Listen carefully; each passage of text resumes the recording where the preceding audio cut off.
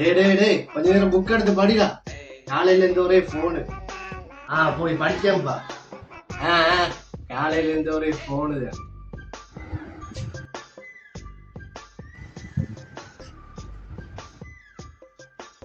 எங்க போறான்?